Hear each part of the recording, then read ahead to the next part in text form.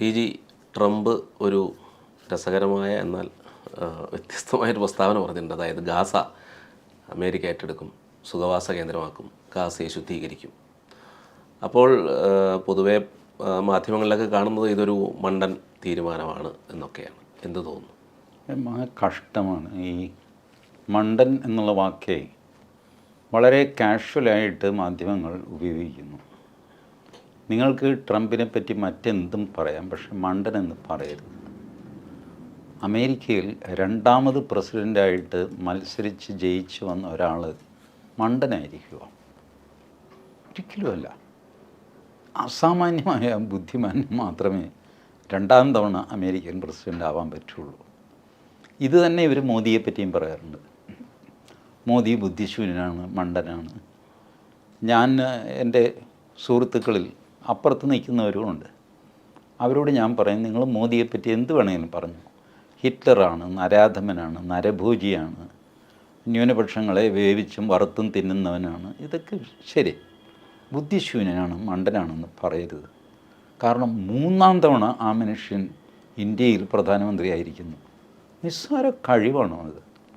എന്തെല്ലാം കളി കളിച്ചാലാണ് ആ പദവിയിലെത്തുന്നത്. സ്വന്തം പാർട്ടിക്കുള്ളിലെ പോര്, അത് കഴിഞ്ഞ് മറ്റ് പാർട്ടികളുമായിട്ട് പോര്, തെരഞ്ഞെടുപ്പ്, അതിൽ ജനങ്ങളുടെ വിശ്വാസം ആർജിക്കുക, വോട്ട് വാങ്ങുക, പ്രധാനമന്ത്രി. ഇത് നിസ്സാര കളിയല്ലെന്നേ. ഇത് ചെയ്തവനാണ് ട്രംപ്. അയാളിപ്പോൾ രണ്ടാം തവണയാണ് ഇത് ചെയ്യുന്നത്. അയാൾ മണ്ടനാണെന്ന് പറയരുത്. നിങ്ങൾ ട്രംപ് ക്രൂരനാണ്, ഭ്രാന്തനാണെന്നൊക്കെ പറഞ്ഞു. മണ്ടനാണെന്ന് പറയരുത്. മണ്ടനല്ല. അയാളുടെ പ്രപ്പോസൽ എന്താ? ഗാസ അമേരിക്ക ടേക്ക് ഓവർ ചെയ്യുന്നു. ഗാസയെ പുനർനിർമ്മിക്കാൻ 20 വർഷം എടുക്കും. അത്രയധികം ഗാസ കിളച്ച് മറിച്ചിരിക്കുന്നു ഇസ്രായേലും ഹമാസും കൂടെ. ഹമാസ് അടിയിൽ തുരങ്കമൊക്കെ ഉണ്ടാക്കി വെച്ച് ഇവർ മുകളിൽ നാശനഷ്ടം ഉണ്ടാക്കി എല്ലാം കൂടെ അടിയിലേക്ക് ഇരുന്ന് ആകെ നാശമായി. അവിടെ വലിയ ഈ ചന്ദ്രനിലെ തമോഗർത്തം എന്നൊക്കെ പറയുമല്ലോ, ആ ജാതി സാധനമായിട്ട് കിടക്കുകയാണ് ഗാസ. ഇവിടെ ഒന്നും ചെയ്യാൻ സാധ്യമല്ല. 20 വർഷം കൊണ്ട് ഇത് വാരിക്കളഞ്ഞിട്ട് പുതിയ ഗാസ നിർമ്മിക്കുക. അപ്പോൾ ഈ 20 വർഷം ബാക്കിയുള്ളവർ എന്ത് ചെയ്യും? അവരെങ്ങോട്ടെങ്കിലും മാറി താമസിക്കണം. അപ്പോൾ അതിന് ട്രംപ് പറഞ്ഞു, നിങ്ങളൊരു കാര്യം ചെയ്യും, ഈജിപ്റ്റോ അല്ലെങ്കിൽ ജോർഡാനോ ആയാലും നിങ്ങളെ എടുക്കാൻ തയ്യാറെന്ന് വെച്ചാൽ അവിടെ താമസിച്ചോ.